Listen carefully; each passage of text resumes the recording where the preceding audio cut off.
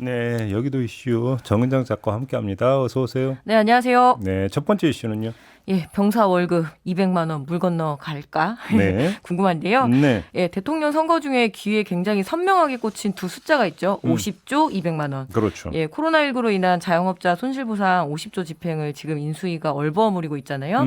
예, 이번엔 200만 원 차례입니다. 예, 예, 군 복무 중인 병사 월급 200만 원 공약도 사실상 후퇴했다는 지적이 나오는데요.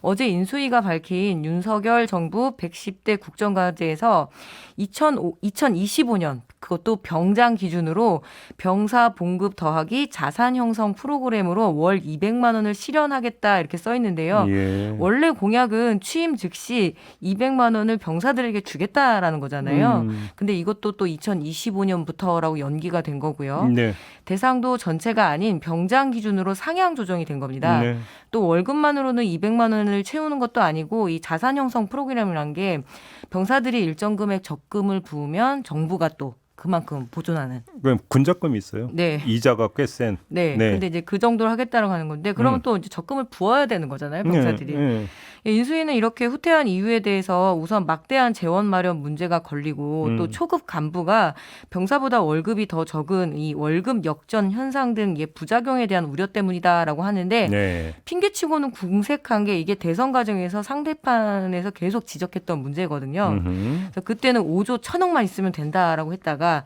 지금은 아니라는 건데 예, 대신 뭐 인수위는 의무 복무자에 대한 어떤 사회적 우대 제도를 도입하고 이런 이야기를 하고 있네요. 네. 뭐 네. 가끔 보는 장면이죠. 네. 이야기할 때와 네. 실행할 때가 달라지는 모습. 이런 네. 거 아니겠습니까? 저는 이제 이대남들이 어떤 반응을 보일지 상당히 좀 궁금하기도 하고요. 네, 뭐 국방부의 시계는 오늘도 돌아가고 그 200만 원 어디에다 쓸까 굉장히 설렜을 텐데 결국엔 이렇게 됐습니다. 군인들한테 좀 미안하다라고 사과라도 해야 되지 않을까 싶네요. 그러게요. 네, 자, 두 번째 이슈는요. 네, 중국 상하이 봉쇄 아파트의 한인 사망 소식이 어제 네, 들어왔는데요. 네. 안타까운 소식입니다.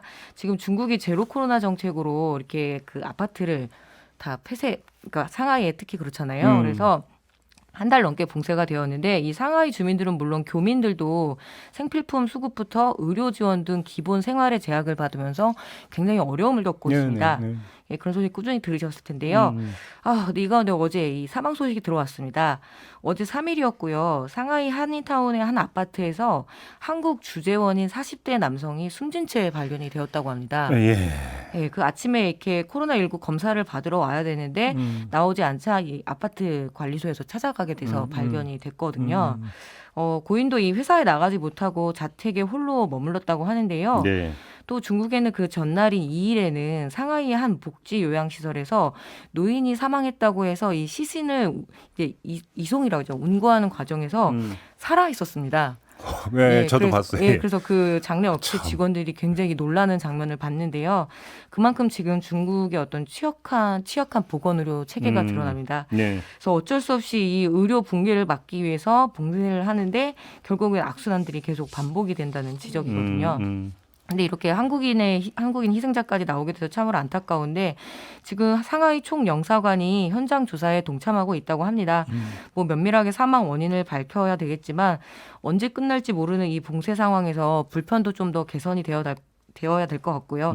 뭐 지금도 굉장히 바쁘게 노력하고 있겠지만 외교 당국의 좀 더 적극적인 그 역할이 필요해 보이네요. 상가 고인의 멍목을 빕니다. 네, 우리 K 방역을 놓고 이제 뒤로 갈수록 뭐 이런저런 어떤 논란과 이제 시비거리가 이제 많이 나오지 않았습니까? 네. 근데 외국하고 비교해 보면 네. 또 평가가 또 달라지는 부분이 분명히 있어요. 네, 네. 알겠습니다. 자, 마지막 이슈는요. 예, 5월은 푸르고요. 어린이들의 얼굴도 푸르네요. 내일이 어린이날이죠. 네. 2021년 기준으로 국제아동 삶의 질 조사에 따르면 각 나라 10세, 그러니까 초등학교 5학년쯤 되는 아동의 행복도를 비교했더니 한국은 35개 나라 중에서 31위였습니다.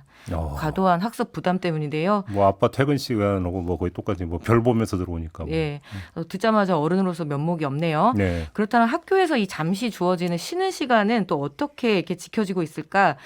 전교조, 전국 교직원 노동조합에서 어제 발표를 했습니다. 전국의 4학년에서 6학년 초등학생 1,841명을 대상으로 어린이 생활과 의견 조사를 결과를 발표를 했는데요. 쉬는 시간을 보내는 장소가 교실이 90.7%, 복도가 30.2%, 화장실이 15.9%, 운동장 12.7%, 도서관 3.8% 순이었다고 해요. 네. 예, 쉬는 시간에도 뛰어놀지 못하고 대부분의 초등학생들이 교실이나 복도 이런 실내에서 지내고 있는데요. 또 여기에 좀 농어촌과 도시의 차이가 또 크게 났습니다. 예. 대도시인 서울에서는 이 교실에서 95.1%가 그리고 운동장에 8.4%가 나가서 논다라고 이야기를 했는데 대구가 1.3%만이 운동장에 나간다 그러고 나머지는 다 교실에 머문다고 해요. 반면에 농산어촌이 많은 전남의 경우에는요. 운동장에 나가서 노는 비율이 교실에서 노는 비율보다 좀 더 높게 나왔습니다. 네, 네. 좀 더 적극적으로 나가서 놀게끔 해주기도 하고 또 코로나 상황에서 그 어린이들이 놀이를 좀 많이 제한을 했거든요. 네, 그래서 네. 이 부분에 대한 좀 개선들이 필요한 것 같고요. 쉬는 시간만이라도 좀 즐겁게 뛰어놀게 해줄 수는 없을까. 게다가 2019년 유엔 아동 권리위원회에서 한국 교육부에 어린이들의 쉬는 시간 그리고 놀 시간을 보장하라고 권고를 받은 나라거든요. 예. 그래도 독재 시대 때 다른 건 몰라도 어린이들은 뛰어놀았는데 사회가 민주화됐다고 하더라도 지금 어린이들은 더 그때보다는 더 힘들어진 것 같아요. 아이고. 네. 사실 가장 중노동에 시달리는 게 네. 어린이들 아닙니까? 특히 학생들. 네. 그렇게 봐야 되는 거죠. 조사에서 하루에 1시간도 여가 시간이 없다라고 어린이들이 이렇게 대답을 했다고 하네요. 그래갖고 뭐 5월 5일 어린이날 하루만 반짝 뭐 해준다고 지금 되는 문제가 아니잖아요, 사실은. 예. 햇빛을 받아야 되는데 얼굴이 지금 푸릅니다. 우리 어린이들. 내일만이라도 좀 신나게 뛰어놀 수 있는 그런 하루 되었으면 좋겠네요. 알겠습니다. 네. 자, 이렇게 마무리하죠. 정은정 작가 수고하셨습니다. 네, 고맙습니다.